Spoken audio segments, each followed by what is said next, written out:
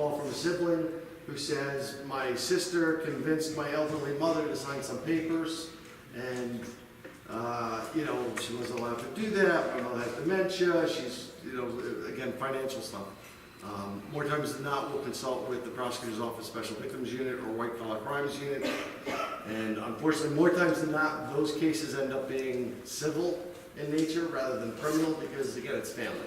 Most families don't want to have their sister arrested for this. They work it out amongst themselves with lawyers and what have you.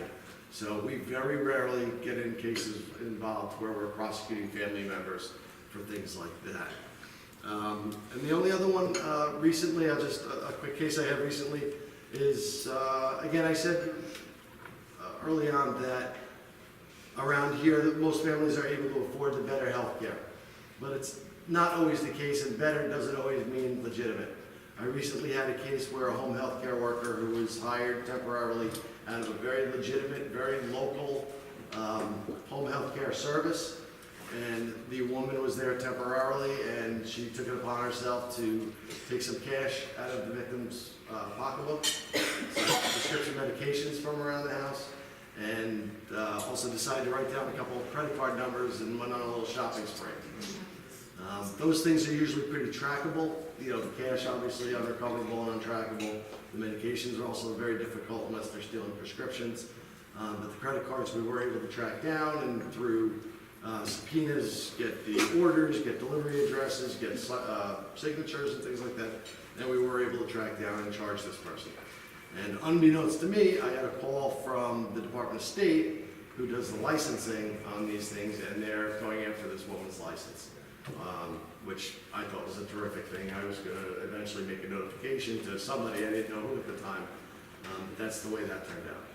So, you know, like I said, we don't deal with a lot of the physical stuff. Again, I believe it's because of the socioeconomic conditions in our area.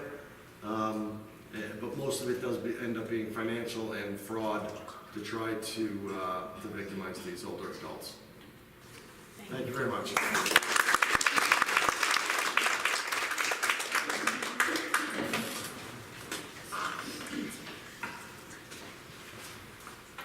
So now we know that when you turn 50, you have a senior moment or two.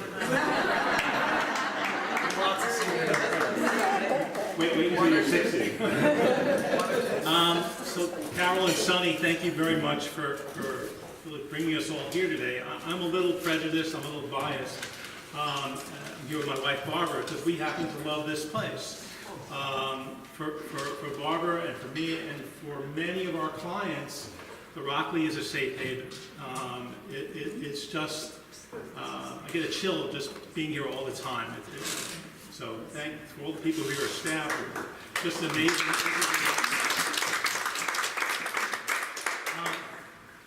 I think there's a prop here. I'm going to change a little bit about what I was going to say. So Marina brought this up to Barbara and me today.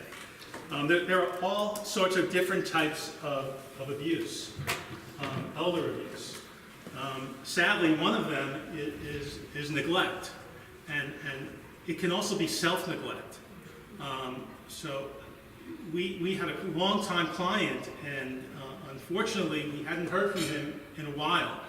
And when we said, you know, we haven't heard from him in a while, let's reach out, and he didn't answer his phone, we couldn't find him, and we sent people to look for him. It turned out that he was in a local hospital where he lived, and he had lost a lot of weight. His longtime friend had passed away, and he was neglecting himself.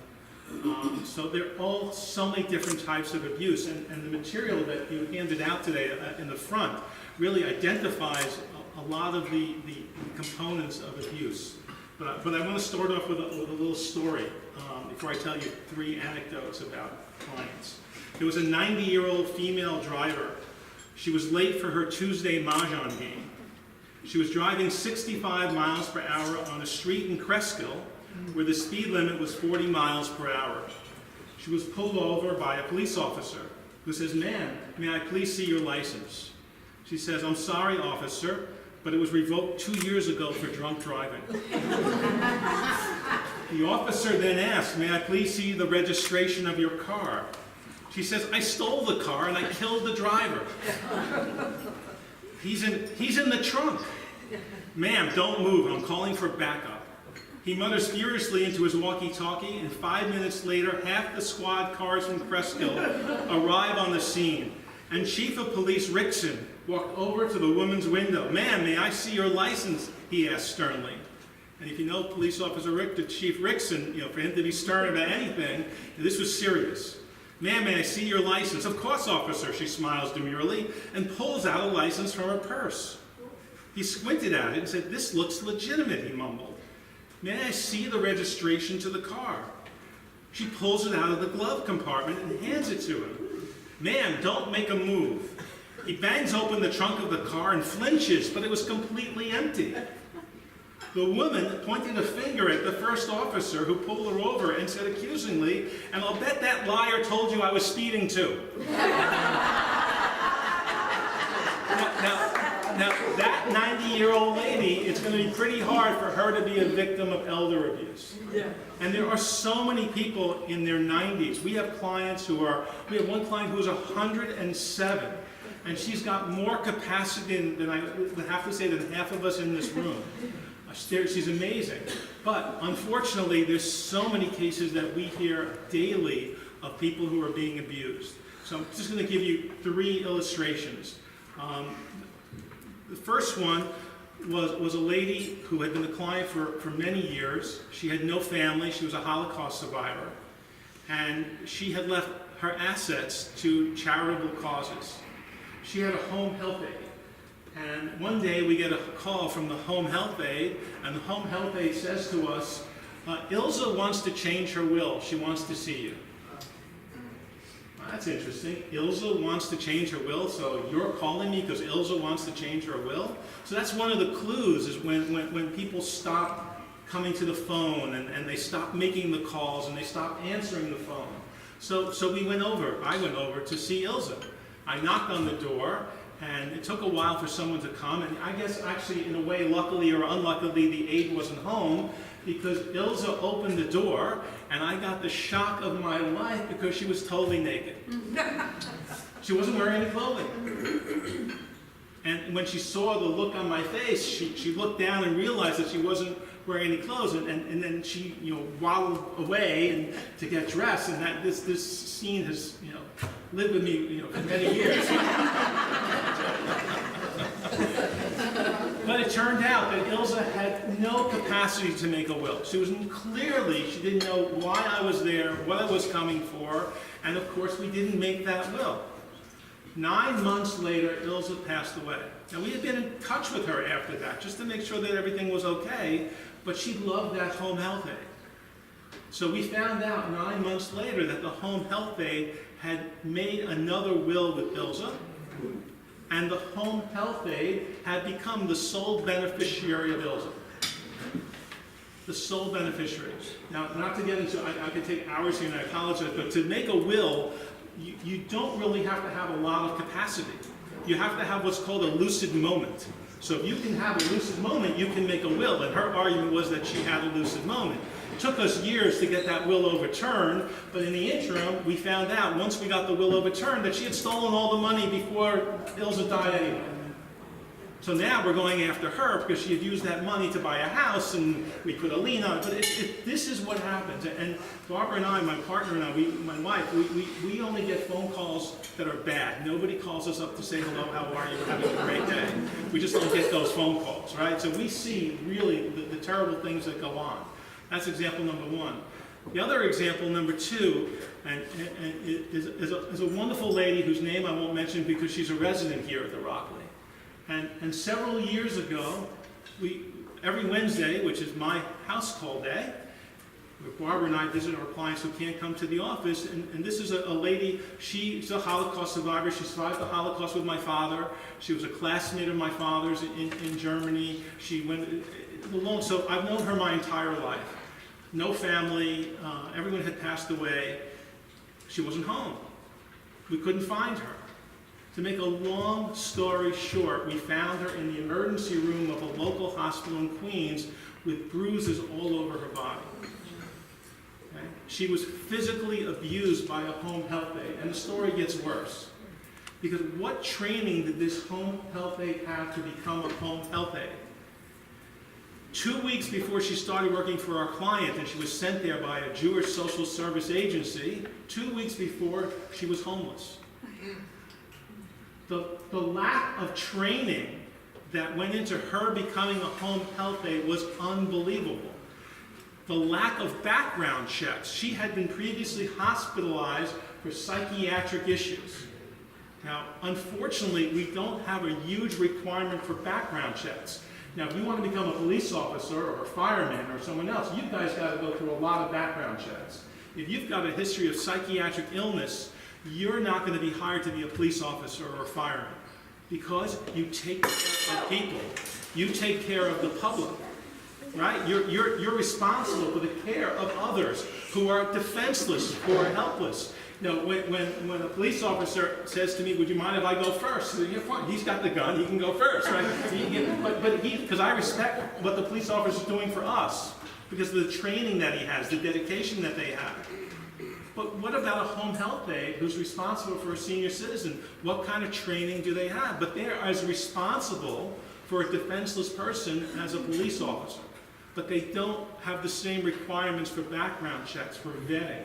And they're doing a job that is not the easiest job in the world, but you have to be so careful who you're letting into the home of someone that you love, because it's just ripe for abuse. And fortunately, you know, our client recovered to a certain extent, and we were able to bring her here where she's flourishing. So, you know, again, my kudos to you guys here. The third anecdote, but first, one other thing I have to tell you, and I hope that this is not against the law, but we tend to recommend a form of entrapment to our clients. And we tell our clients who are going to have home health aides that what you should do right away, very early on, is leave some money out. $10, $20, $50. And you know where that money was left. And then you see later on if that money is gone. Because unfortunately, so many people aren't as honest as you would like them to be. But if you're going to have someone taking care of someone that you love, who's defenseless, who's dependent upon the care of someone else, you want to make sure that the person who's in that home, in that apartment, is very honest. So we can usually find out very quickly that the person is or isn't honest. Now, that's not a sign that they're going to be great home health aides, but at least you know that if the $50 or the $100 bill is missing, and then you ask where it went, then you know that the person's a thief and you need to get rid of them and get somebody else. I could go on for, I know I'm only supposed to be on here for 10 minutes, so I'll stop now, and I'll be glad to answer any questions later on. Thank you.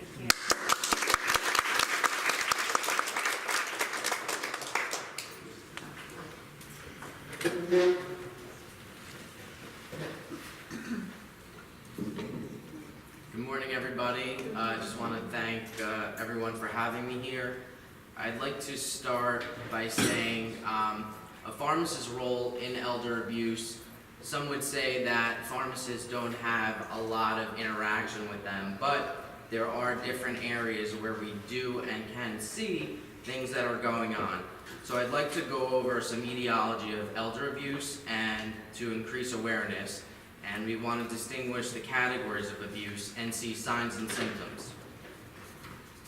So some hallmarks of the geriatric population. So diseases present differently and sometimes earlier. There's increased incidence of chronic diseases and several conditions are present. Types of conditions often are more disabling and severe. So heart disease, hypertension, arthritis, hearing loss. They also have increased sensitivity to drugs, so opioids, benzodiazepines, and anticoagulants. So there's a list of I's, what we call in geriatrics. They're not the most positive terms, but these can be an identifier. So immobility, incontinence, instability, impotence, intellectual impairment, immunodeficiency, insomnia, impaired senses, infection, and isolation. So pharmacists and elder abuse. So medication is the most common form of treatment in the elderly population. Medication, as everyone knows, are very potent substances. In a normal individual, there's a low therapeutic to toxic dose ratio, meaning an individual, a normal person with not many chronic conditions can take a very, very high dose of something to elicit a toxic response or overdose. In the geriatric, a lower dose can elicit a toxic response more than the actual therapeutic dose. And once again, seniors do trust pharmacists. So where do pharmacists fit in? So any setting or scope of practice, clinical pharmacists in any settings, community pharmacists, and consultants. So medication abuse, so definition is more the medication is overused, underused, or misused, but in the result it's harmful to the elderly. Medication may or may not have been prescribed, and abuse a lot of times occurs within the relationship of an implied trust, meaning that there's trust within a caregiver or family member. So a couple of definitions which may seem common. Overuse is medication used for the correct indication but is given in higher doses than indicated or prescribed. Underuse is the same thing, used for correct indication but given for a lower dose or withheld and not given at all. Misuse is just the incorrect medication given. Could be given for the wrong reason or used for a different purpose or different indication. Then there's something called non-adherence. So it's where the prescription directions are not adhered to, but it could be either willful or accidental with not a lot of knowledge base. So in a population of elderly, 65 years and older, a couple of statistics. So 1/3 of all medication prescribed is disproportionate to the total amount of population in the world. So 13% are elderly, but they're given 1/3 of all medication prescribed. So it's a very clear disproportion. So drug misuse and abuse can lead to cognitive and physical impairments, which leads to a greater risk of falls, motor vehicle accidents, and less ability to care for their own daily needs. So types of abuse, which I'm sure will be repeated. So neglect, physical, financial, emotional, self-neglect, and even sexual. Some other definitions, abandonment is the desertion or of a vulnerable adult by anyone who has assumed the responsibility for the care or custody of that person. Abduction is the removal from the state and restraint from returning when the person lacks the capacity to consent to the removal. And then isolation, which has been discussed as the act of exclusion from all real outside contact. So family doesn't speak to the elderly, they don't allow them to participate, they exclude from elderly functions and family activities. So why is it sometimes unclear? There's shame on behalf of the elderly patient. They're reluctant to admit it in the fear of losing their own independence or the fear of being moved. They're too incapacitated to report it, could be overdosed on meds that are clearly sedating. They may not be able to even acknowledge to report that. Signs of abuse a lot of times can be mistaken for usual aging signs. Statistically, for every 1 report, 5 actually go unreported. Most common is potential neglect, emotional mistreatment, and financial exploitation by family. So why does abuse happen? So greed, payback, entitlement, power or control, resentment, ignorance, or undertrained or untrained, untreated mental illness or substance abuse, and then there's caregiver stress. So they may have their own mental or health or substance abuse and have a high burden and could be very resentful. Physical abuse could have physical pain, injury, or impairment. The inappropriate use of drugs and medications is a part of that. They could use inappropriate use of restraints, any type of sexual abuse, genital infections, or areas of itching, burning, or bleeding in that area. So in regards to medications, medications given that are not prescribed to the patient is considered abuse. So they could be dosed too high or too low. intentional or under-medicating. They could also prevent the timing of administration. So there are optimal times for certain medications to be given that would adhere to the patient's body and how to take it, whether it's with food, times of day, things like that. A lot of things are unrecognized adverse reactions, confusion with medication on the part of the caregiver, lack of training and understanding. So, for example, we had an incident. I know nursing home and long-term care is where my pharmacy focuses, but there are instances where a lot of elderly are given narcotics for pain. They have chronic pain. And we had an instance where we just dispensed Percocet to the facility, and probably within a week, that Percocet was reordered again. And it ended up that staff member ended up taking that Percocet, and the medication was not given to the resident, and they complained of more pain, which they'll go back and get more medication to treat pain. So, with this being said, as much as, these facilities are very trusted, but there are instances that this could happen. They falsified records, violation of health laws, and they had possession of controlled substances. So financial abuse, as you've heard, so the patient could have fear or vague answers and get anxious when asked about their personal finances. There could be a huge disparity between their assets and then their appearance. They may not look or appear to be well-dressed or taken care of, but have assets that they should have. Failure to purchase medications or assistance devices, or even seek medical care, And then also if there's new people surrounding the victim, which is always a pretty bad sign of financial abuse. So neglect can happen when there's excessive or inadequate clothing, untreated bed sores or rashes, absence of assistance devices, frequently missing appointments, the absence of medications when needed, poor hygiene, overgrown nails, unshaven, decayed teeth, bad or foul odor, soiled clothing, or matted or unkept hair. So to go over some drug abuse, so the most common abused meds are opiates, CNS depressants, and stimulants. So opiates, pain relievers, are used for arthritis and hip fractures. They have an intense sense of euphoria. CNS depression, a lot of times, are used for anxiety and sleep. Benzodiazepines, so Xanax, Ativan, Valium. Stimulants can enhance brain